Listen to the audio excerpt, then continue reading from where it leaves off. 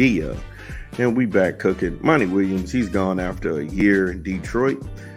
And I know the easiest low-hanging fruit is, hey, look, he got fired. He didn't perform. Ha ha ha on him. But the question that I always raise is, should he have been hired in the first place? That's what I want to know. Should he have been hired to begin with?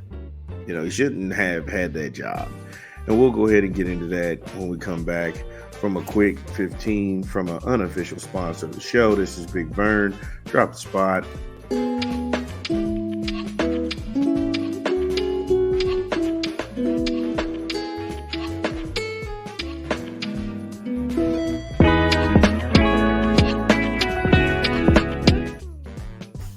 Yes, Young Roddy in stores right now. Set me free. I like Young Roddy. If you're a Jet Life fan, Young Roddy's out with the Golden Child on that LP or that EP. Broken Wings, Psalms 91, and Laundromat. Wherever you legally cop music, it is one of our hip hop picks of the month. Make sure you go out and cop Young Roddy, Set Me Free on Apple Music, Google Play, Spotify, or anywhere you legally consume music. So going back to Monte Williams, he had a 6-year deal for $78.5 million. Now, going back to the presser, he said, and I quote, "That's something that people don't talk about. They always say it wasn't the money. I always laugh at that. I think that's disrespectful. When somebody is that generous to pay me that kind of money, one that should be applauded in our hometowns and not travels as much and be home more and have less stress." I don't know what he was saying in that press conference. And there's a lot of words and a word salad to come out and say, yeah, it's all about the money, because a lot of people won't tell you that he turned this job down 3 times. He turned this job down 3 times. And Tom Gores, and he's the owner of the Pistons, he was hell-bent on getting Monte Williams to come to the Motor City and resurrect them back to the glory days of the mid to late 80s. However, that did not happen.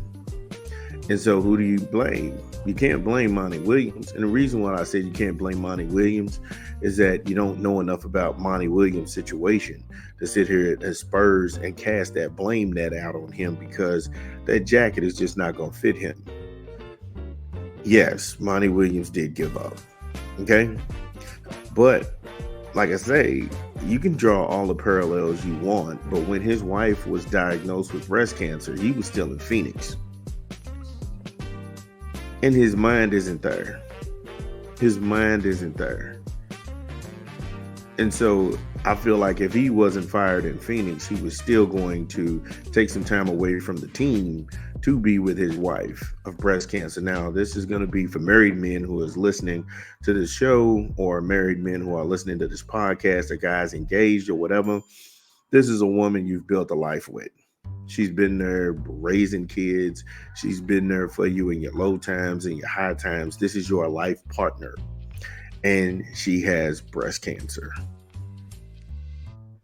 And yeah, there have been advancements in medical science where she can actually, have a productive life after this. But there's also a terminal tag attached to breast cancer.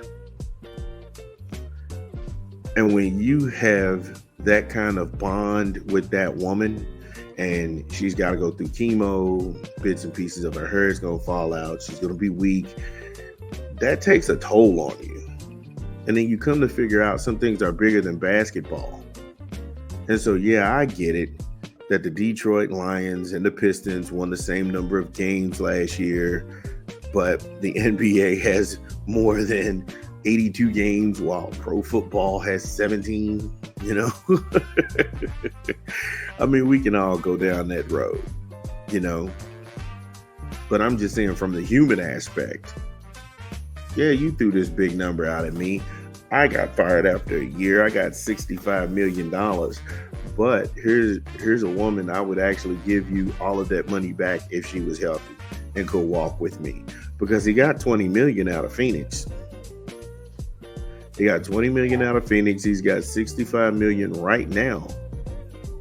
So at some point, like I said, I can't feel bad for him because he got fired, but I can empathize with him that the woman that he married, the love of his life, is no longer going to be around.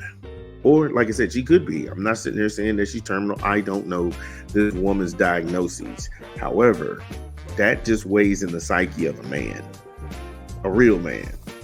Not some of these guys who's out here sleeping with everything that walks and running around just, like I said, don't even know they own kids. But I'm talking about, here's a woman who you profess to love, and she's gotten hit with any kind of cancer. That's a rough diagnosis to take. It's a hard pill to swallow.